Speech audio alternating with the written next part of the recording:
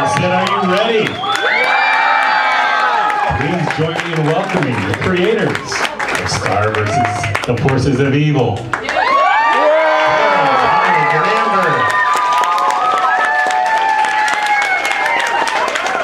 Come on, guys, make some more noise.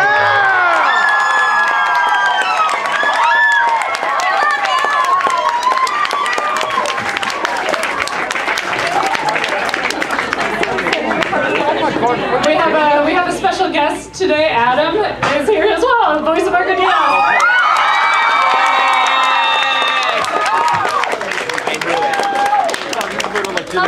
Hi, everybody. Thank you so much for coming today. For those of you that don't know, I'm Darren Nufsey. I created Star, and this is Dominic Vicignano. He's supervising producer on the show, and Amber, who has written awesome books and stuff for us. Dominic and Amber also wrote the guidebook, and we all together wrote the Magic Book of Spells, which is right here.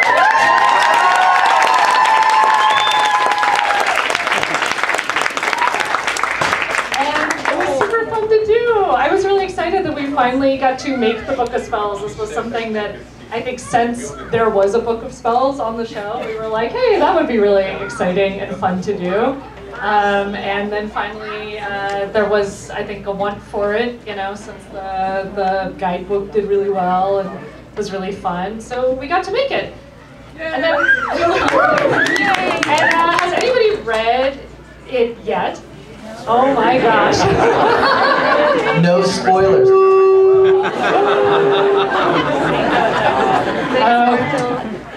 Okay, I take it back. Adam, you're kicked out. No. Dominic, Amber,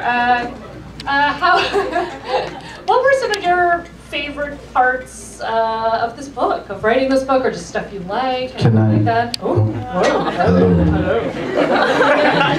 Really quick before I answer that, this is some of the awesome crew from Star. Can you stand up? Can you stand up? Amelia Lawrence, Kathy Zwart, Ashley, I forgot your last name. Simpson. That should have been easy. Watch, I'm going to get Ariel's, though. It's all complicated. Ariel Rayson Harrell. Yeah. And Sabrina Catuño. These ladies are all board artists on the show, and of course we're a board-driven show, which means a lot of our writing is in the boards. So these are some of the writers and artists who contributed so much to the show. For many seasons. They're all fantastic. Thank you so much for... What was that? What's going on? It's radiating off of them. I know, be careful, I am you go merely the blind. vessel that is speaking the There's a lot of, to answer Darren's question for us working on the book, since I was kind of working day to day with these ladies here, a lot of the stuff that's actually in the book came from some of them, because we were sort of figuring out some of the stories and some of the mythology as we were writing the book at the same time. So there's little bits and pieces. I'll remember some of them the longer this goes on, and then I'll just come out of my fugue state and go, oh, Sabrina came up with this line, as that happens. But yeah, it's a very organic process between all aspects of writing on the show, between writing the episodes, storyboarding the episodes, and then what ended up in the book.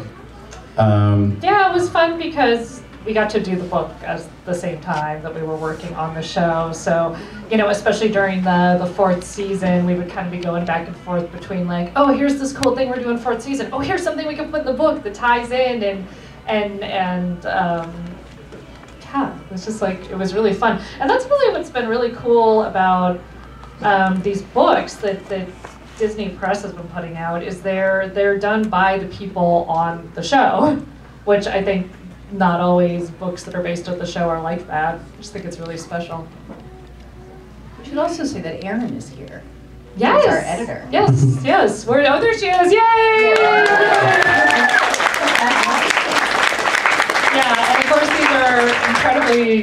I mean, this book is dense and very hard to put together, so thank you, Aaron. Yeah, Aaron's done an amazing job on both books. I don't know how many of you read the other book, Star and Marco's Guide, that Amber and I Still worked on. available at your local barn. Yes.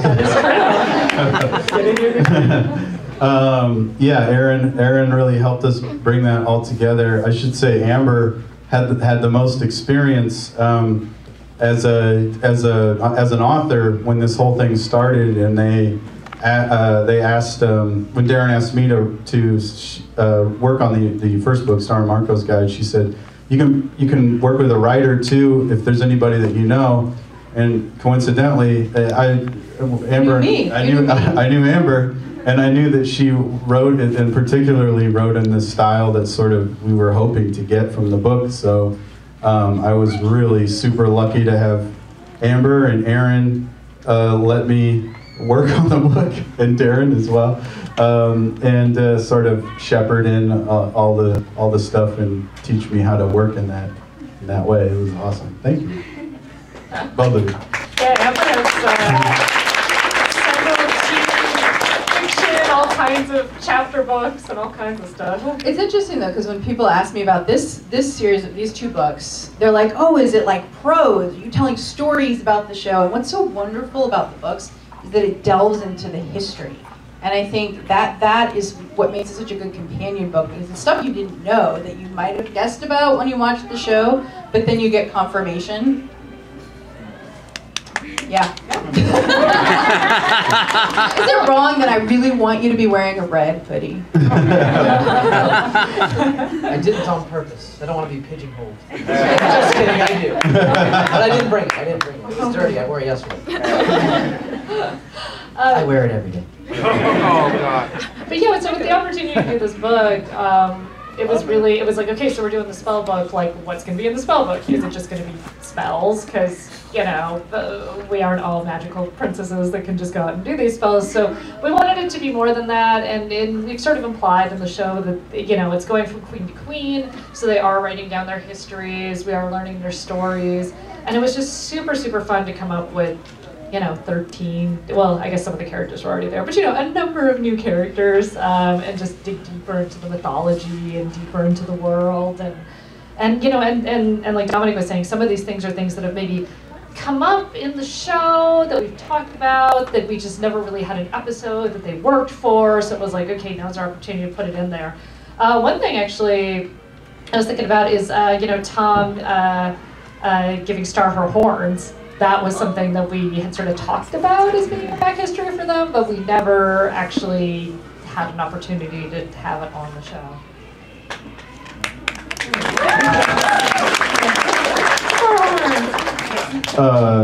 Do we want to talk about the chapters that we worked on individually, or do you want to maybe everybody pick a favorite queen that they got to write? I was wondering. Yeah. Who's your favorite that you wrote? That I Not even wrote? that you wrote. Just who's your favorite? Oh, in general? Both. Okay, Favorite well, and when you wrote.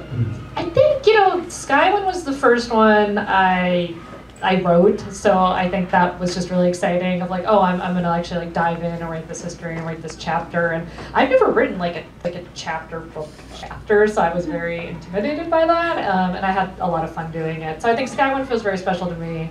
I think in general, my favorite in the book is like, I love Dorenia. I cannot get enough of her. Dorenia spinoff, please, would be amazing. How about you? How about you? Me? I think the most fun that I had writing was with Rhina because of all the riddles. Somebody shoot me now. So many riddles. And I'd never written a riddle before. And then I think when I was reading the book, I think Festivia really stood out to me because it's such a specific voice and like basically the kind of social media tweet sort of vibe. I really enjoyed that. It made it really fun to read. I like the Crescenta Dorenia sort of Falcon Crest Dallas dynasty drama going on between the two of them, and I would Just said a whole bunch of shows that nobody here knows. Yeah. Okay. Yes. All right. Great. Watch Falcon Crest.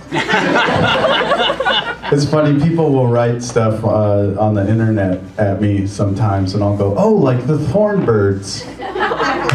And the person's probably 14 or whatever. They haven't seen the Thornbirds, but you can get the book here in this very store. Thornbirds fan back there. Yeah, I love the, just having weird families and people making sort of bad decisions towards their family members and then sort of solving those problems and stuff. I love getting into those kinds of stories, so that was a favorite part of it, because Darren wrote Crescenta's chapter and I wrote Darenia's, and it was just cool to have them be back to back and to talk about those ideas and see what Darren was doing and sort of figure out where to go with that with Darenia. So yeah, so how we split up the book, obviously, is we just split all the queens. And actually, it's funny you were mentioning Rhina, because I was like, oh my gosh, I'm so happy I don't have Rhina because of all the riddles. That one's gonna be really hard. So Amber took that one on. And it was just, yeah, a really fun way of writing it. And what we would do is we would get together on the weekends, because of course we're all working other jobs. We're running the show. Yeah, you guys are making a show. And then we would, talk all together and work for several hours and just come up with a bunch of ideas and then go separately and write the chapters, then get back together and try to make sure we weren't saying different things or throwing in an idea that somebody else didn't have in there. And, sometimes that stuff get a little complicated, and I'm so glad it all worked out. Hey, Adam, what's your favorite queen?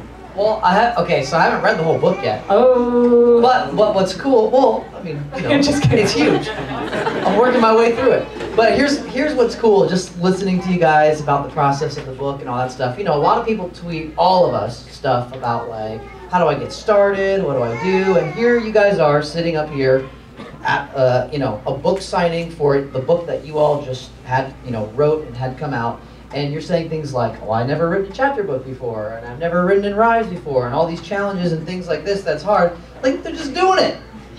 So all those questions, it's just really cool, because I think at least like as fans of all of you guys as well, like I think like, oh man, Darren's really got it together. She knows how to do everything. She's making the show. Like Dominic's a genius. Like everybody's so, all this stuff. But you guys you're like pushing yourself to learn these things and do these things, and I think that's really cool. What are you doing back there?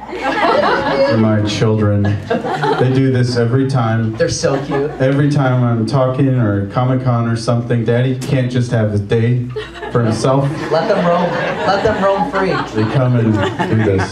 Sorry.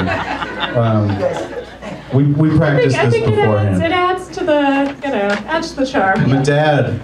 I'm a damaged dad. That's my favorite queen. Damaged dad. If you guys don't mind, I'd love to pass the mic over here real quick. Do any of you have a story about any of the Queens of Muni, a favorite, anything that...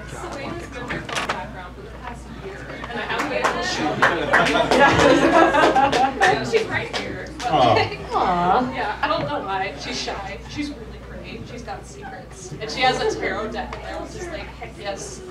Oh, hi. Sorry, that didn't work.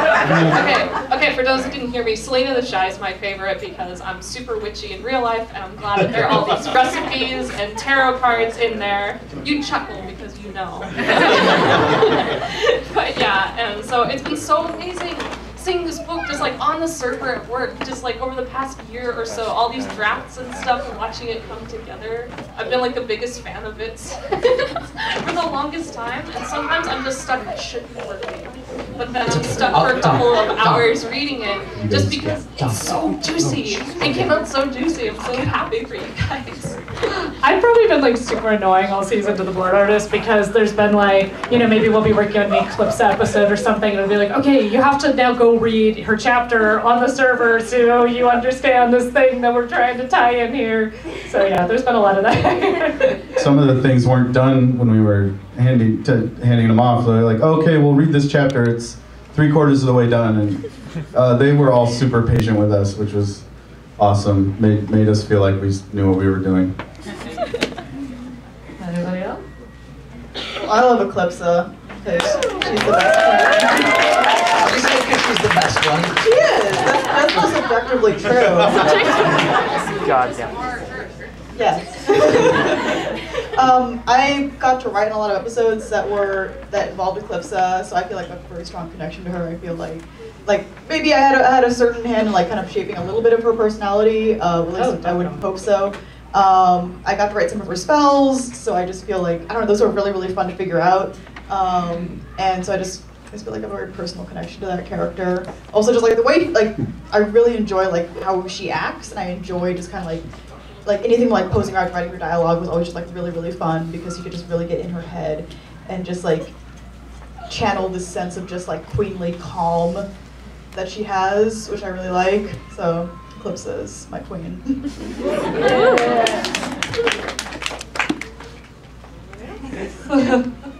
I was gonna say Eclipsa too, actually. I like all the designs of every single one of the queens in the book, but yeah, Eclipsa was definitely my favorite.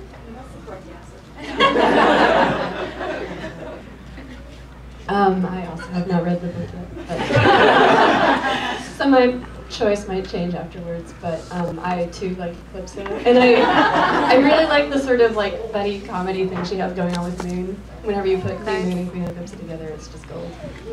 Yeah, big agree. Ditto.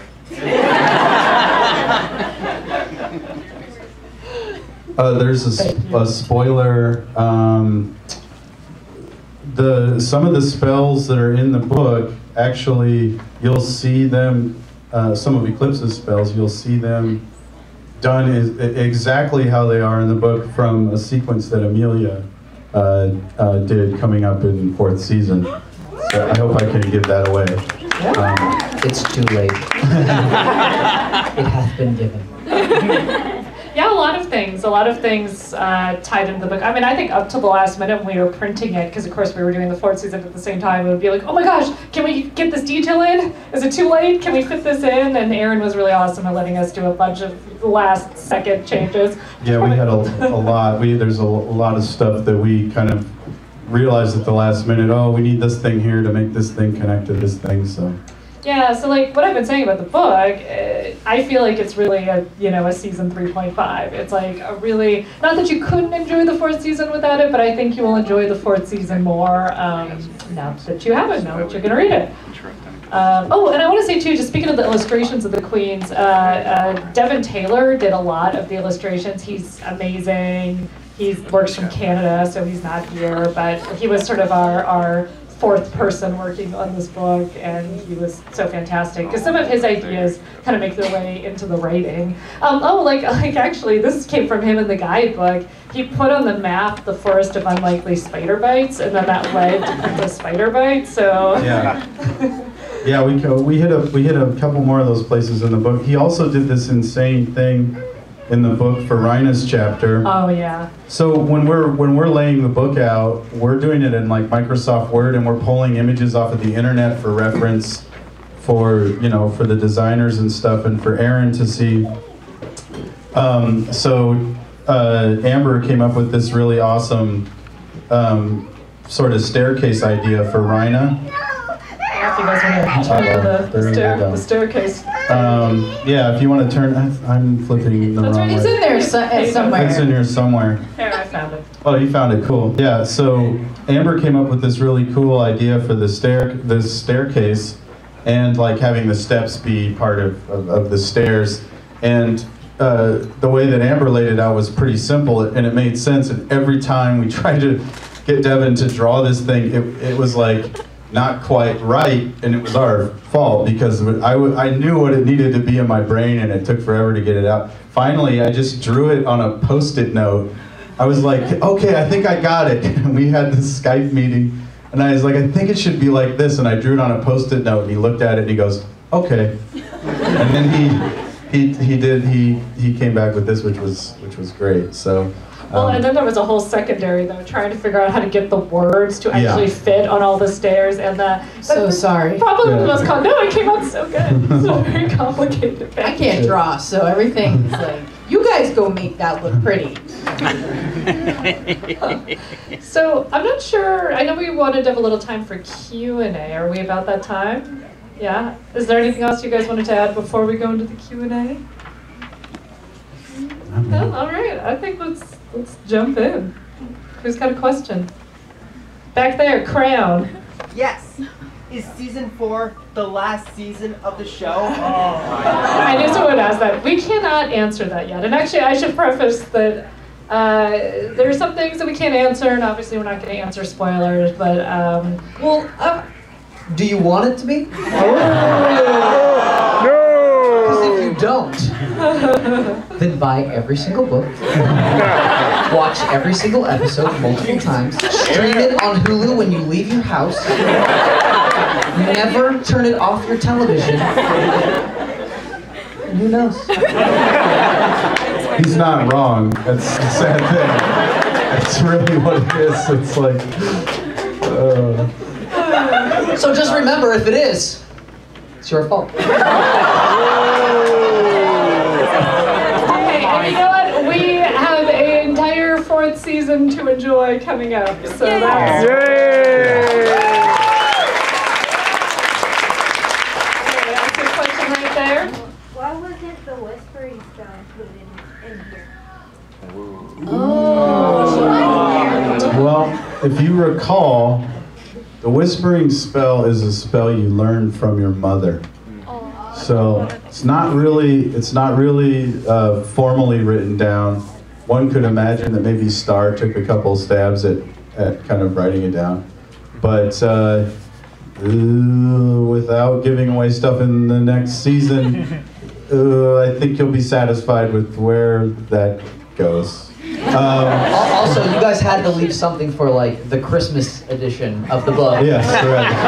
So now you'll buy it again. Yeah, so yeah, coming Christmas, there's going to be another version that'll have the whispering spell on it. Well, but also it's such a big spell, and it is passed from mother to daughter, so you might not necessarily want that written down in something that somebody you could steal, like Ludo or Toffee Ludo or any of those things. Was that the spell that was mentioned by Solaria at the end of her chapter? She said there was a destruction spell she didn't want. Oh, no. That's interesting. That's different. Yeah, that's different. Although that is a Nice try, Tom. The whispering spell is an inside going destruction, and what Solaria has going there is an outside going kind of destruction. I can say that, right? Yeah, I think so. It's, once again, it's too late. See, we got a hand up way there in the back with the green bracelet. Does the team go on the subreddit often?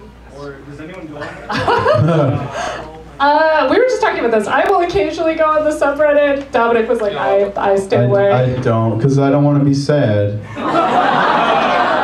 I admit, I'm sure there's things I've done that are terrible and dumb. And I go on there and somebody's like, I don't like the Ponyhead sisters, and then I cry.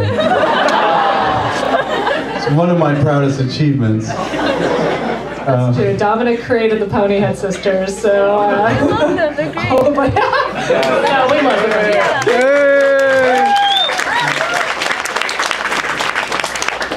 I mean, those things are hard, you know? I think that it's like, as somebody creating something, it's sort of hard to not look at some of that feedback and some of what people say online. And, you know, most of the time it's awesome. I mean, I love seeing costumes and artwork and oh my gosh, that crazy thing that's happening right now where there's like this side universe of star children all running around. I don't know what's going on there, but it's pretty cool. Yeah, there's cool stuff. There's cool stuff, but then yeah, you know, people will get like on the Reddits and stuff, you know, they'll like little details and things that they'll really pick apart, and we actually do try really hard to be consistent and make a show that feels concise. You know, I think that what people don't get with like making these shows and things is we have a crew of like 50 people, and we are cranking out like an episode a week. And there's always that one guy who just messes stuff up. Well, everybody. Well, that's the thing is like everybody doesn't get every detail right all the time, and then on top of just trying to keep track of details, we're also just trying to make a really good, entertaining show and story, which isn't easy. So we try. How about right here in the front? What moments are you most proud of in the show and in the books? Ooh. I mean, pretty much all of Marco's moments for me. The Marco moments are pretty good. You know, gosh. No spoilers if you Yeah, I'm trying to think of just proudest moments. I mean, I always get really excited when we do our big, 22-minute finale at the end of season 3. I thought was really awesome. I don't know. I was just looking at the Ballad of Star Butterfly again the other day, which was written and boarded by Sabrina right here.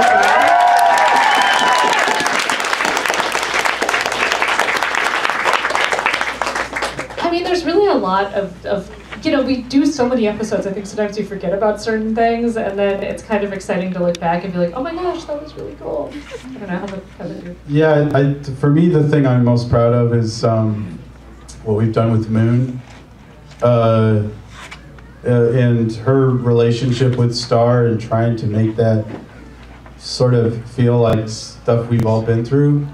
And then bringing Eclipsa into that already complicated thing, and that we kind of made an interesting thing, in my opinion, an interesting thing about parenting, which is kind of hard to do in a kids show. And I think that's the thing I'm most proud of when I look back at especially at the 3rd season episodes, those moments with Moon, Eclipsa, and Star, and sort of keeping that energy alive and working with these great board artists to try to problem solve, like, how do we make this feel right? What happens in your own life in this situation, and how can you bring that into this thing? And always trying not to make Moon seem like she's being too rigid, and if she is, there's a reason for it, and that's that she loves her daughter, and maybe Star's being a little too bouncing off the walls, but her reason for that is because, she knows that she has to expand and become something that nobody knows what it is yet. So yeah, I love all that stuff. Sorry to ramble. I just can't stop staring at these shoes in the front. They're incredible. They're full-on Star amazingness. Those are amazing. And one's a pair. How about right here? Ooh, again, I don't think we can answer that one. It's a good question, though. Right. We can answer that one, but if it was yes, that'd be pretty easy to answer. Here, why don't you pick someone? Over here, glasses. So I just want to go back to what you were saying. I think I do want to thank you guys. It's more like the thank you than rather the question, because I think it's very important to have that relationship portrayed of a mother and daughter, and how complicated it is. It's never like, oh, sweetie this and sweetie that, or that perfect relationship. But you guys portrayed a really interesting conflict. Like you were saying, it's so hard to be a parent, and if you show that you love your kids, it's so hard. So I really appreciate that. I just wanted to say thank you. Oh, thank you very much. Thank you. Just have you stand up for a minute. Okay, yeah. Hey. So your time at CalArts, how did that shape your ability to become a storyteller? Oh, well, okay, so the thing that I think, I love CalArts. Actually, Dominic went to CalArts too. And actually a bunch of Amelia, Sabrina, yeah, a lot of people on the show. Not everybody, but I went to Arts Cal, the online. Whoa, It's $13 a semester. I didn't learn a thing. I thought that the best, most useful thing about CalArts, though, was just making your own film. Because that school, you're supposed to make your own film every single year. It's a short animated thing. You're doing every single part of it. So you're writing it, you're boarding it, you're doing the character designs, you're having to find, actors to do voices. If you're going to find a composer to do music, you have to do the editing, you have to do background painting, you have to do every single part. And it's such a challenge, and it's so rewarding to have this film at the end of that. And the film is not going to be good. You were learning, you were doing these things for the first time. And I think that a lot of colleges have people do maybe a thesis film, maybe you do one film. I really like that they had you do these 4 little films, because you learned every time, and what you did got a little better every time. And I think it just built confidence in a way, because really, and it's not that simple, but in some ways, making a TV show is just making lots and lots of those little student films, with a group of people. And just seeing how everything comes together and actually like trying to make something and actually do it. I don't know, it's so exciting. But I would say that was the best part about CalArts. How about you? Any other? No, I mean, I think that's, yeah, that's it. I mean, and that's a lot the way that Star runs, and that's a huge credit to Darren. She's a great leader, but she also, you know, really lets us, you know, explore things and bring it to her attention. Like, hey, okay, I've got a solution for this problem. Maybe can we look at this? And I think everybody gets a really fair opportunity to present their ideas, and it's fantastic. I think it's a model for you know how to do this kind of a show. I just love that it is all women over here on the side. It's Woohoo. amazing. Yes. You guys have such a diverse and talented group of people working with you. And you go into their offices and it's so exciting to be in there. Yeah, well, that's the thing with making a show. I mean, I think that, you know, like as the show creator, you kind of get your name as like, oh, the show is created by this person. But, you know, you came up with the idea if you created the show, I think most of the time, oftentimes. But it really is a group effort done by a crew of people. And I don't know. I mean, I couldn't be like more lucky than the crew that I've had on the show. And yeah, I'll just say that. It's been amazing. It's been amazing just getting to work with all these really talented people. And then it's been fun too, getting to do books and stuff. This has been like really exciting. I hope we get to do more. We have some ideas. Yes, we do. This is for the creator. Where did you come up with the idea for the show? Oh, where did I come up with the idea? Okay, so and I've talked about this before, so it could get into a longish story. I'm trying to think of what's the simple version. I came up with Star when I was in college. So this was probably like 2007, I'm gonna say. And I got an opportunity to do a pitch at Cartoon Network, actually. So, and I knew I wanted to pitch a show idea. So I came up with like the first version of Star for that. But the first version was very different than the one that I ended up pitching at Disney. In the first version, she was a 4th grade girl, and her magic powers weren't real. But her name was still Star Butterfly. She still had the heart cheeks and the blonde hair. And she still really had her personality. I mean, maybe a younger version of it, but, you know, just super confident. You know, the whole plots would have to do with her, you know, maybe defeating the bully at school by throwing glitter in his eyes and saying a, you know, Sailor Moon type of spell. And, you know, so in her mind, she was always, you know, saving the day.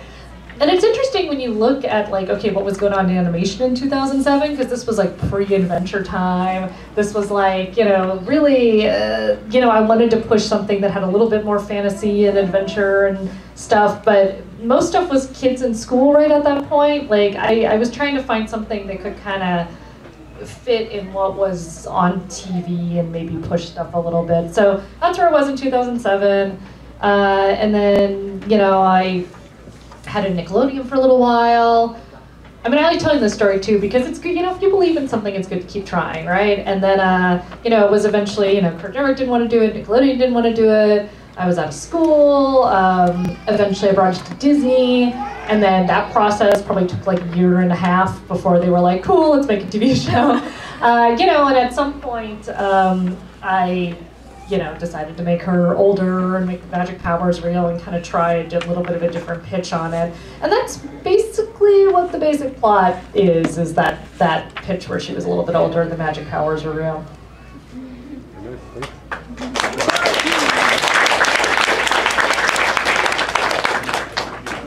How about green wristband? All the way in the back. I guess I wrote the green wristband actually. So in the Guide of Dimensions, it said, Glosric says that him and Fastidio couldn't decode Durania's chapter, or they couldn't read it. But in the Magic Book of Spells, it shows Star that she can read it. So I'm wondering, how did Star learn to read Mute Bubble? To read between the balls. Yeah, that's. I think in the book, if I recall correctly, Durania congratulates the reader if they're able to read it. Could you read it? Yes. Okay, you've got the power. Yeah, it was a tricky thing because we sort of kind of fleshed out Dorinia before we talked about her like a lot, like how fun of a character she was when we were writing the guidebook, the original book. And then when we came to deciding which queens we were going to have in the Magic Book of Spells, we talked about Dorinia, and it was like, well, her chapter is just drawings of different balls. So, you know, maybe we won't do Dorinia. And then we started talking about it more and more about this, like, this secret language. And, you know, if people really want to understand her, they'll probably develop the skill of being able to read this thing. So, yeah, it's working, and we're really happy to hear that. Anybody not able to read Dorinia's chapter? A couple, 3, okay. Get a friend. We're gonna have Dorinia buddies. Anybody who can't read Dorinia, get with a Dorinia reader, and we'll go through it. I'm happy to help. I think you said the books. Is it? Okay, we're gonna sign books now. Thank you so much. Thank you. So I need everybody to stay seated where you are. Okay. We'd actually like to have the cast come up front here, and we're going to have all you guys hold up your books, and we're going to do a big selfie.